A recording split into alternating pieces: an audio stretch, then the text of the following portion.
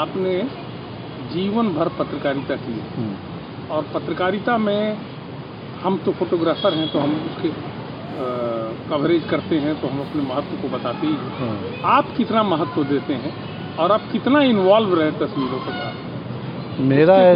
मेरा ऐसा मानना है कि अपनी पूरी पत्रकारिता में 60% में फ़ोटो और लेआउट पे जोर देता रहा। अपने लेखन और संपादन काम से ज़्यादा मेरी रुचि लेआउट और फ़ोटो के चयन में रहती थी। धर्मयुग की कवर स्टोरी बन रही थी जब राजीव गांधी प्रधानमंत्री बन गए थे।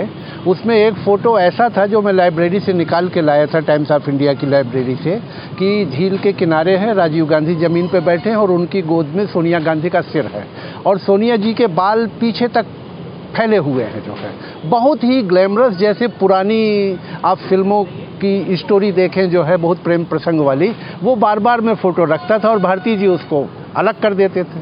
फिर मैंने बोल के उनसे कहा, हमने कहा इसमें क्या दिक्कत, कहा इसमें ऐसा क्या है? हमने कहा इसमें जीवन का एक नया दर्शन है जो प्रेम है, और एक प्रधानमंत्री के अंदर भी प्रेम के बीज होते हैं। प्रधानमंत्री खाली एक राजनीतिक पद नहीं होता है। तो उन्होंने कहा चलो तुम्हें अच्छा लगता है तो लगाओ इसको, जो है। और धर्मयुग में हम लोग कवर स्टोरी के 3-3 लेआउट बनाते थे, 3-3 हेडिंग बनती थी, 3-3 इंट्रो बनता था। और फोटो का खेल क्या गजब का होता है। जब मैं झांसी भास्कर में था और बीपी सिंह कांग्रेस से हट के इलाहाबाद से चुनाव लड़ रहे थे, तो उस समय वहाँ के संपादक महेश प्रसाद जी ने कहा, रिछारिया जी खबर तो आप यहीं से बैठ के लिख दोगे, आप फोटोग्राफर को साथ में ले जाओ और किसी बड़े नेता के साथ आपका फ़ोटो होना चाहिए।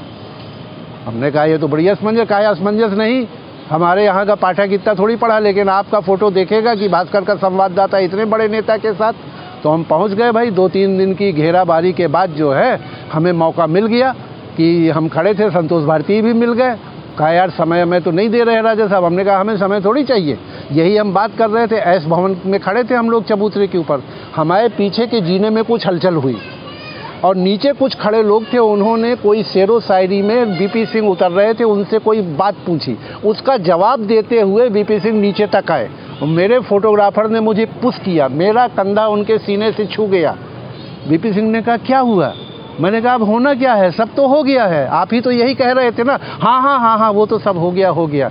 बहरहाल हमारा काम हो गया और भास्कर अखबार के सारे अंकों में वो फ़ोटो 5 कॉलम में छपा था, जो है। ये अब सोचने में तो बड़ी, उस समय तो चलो हमने कहा हो गया, लेकिन अपने आप में कितनी बड़ी और ये कितना चैलेंजिंग था। और फोटोग्राफी के मामले में एक किस्सा मुझको याद आता है। पता नहीं, बहुत बड़े फोटोग्राफर थे, उनको एक शेर के परिवार का चित्र लेने के लिए कहा गया था। 35 दिन बाद शेर अपने पूरे परिवार के साथ निकला था, बारिश होने के बाद। 35 दिन तक स्टैंड में कैमरा लिए बैठे रहते थे बेचारे, तो बिना फोटो के। और आप फोटो में देखो, कल्याण जैसी पुरानी पत्रिका, उसमें फ़ोटो कितनी साज सज्जा के साथ छपते थे।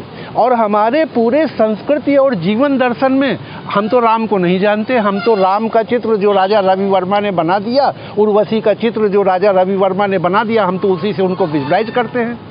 तो जीवन में जो आपका साकार दुनिया है, एक निराकार है, एक साकार है। तो हम लोग तो साकार दुनिया वाले हैं, तो हमको कुछ न दिखाई दे तो हम तो सूरदास हो गए फिर। तो ये मेरी रुचि हमेशा से जो है फोटोग्राफी में ज़्यादा रहे और जहाँ जहाँ मुझको मौका मिला है मैंने फ़ोटो के खूब प्रयोग किए।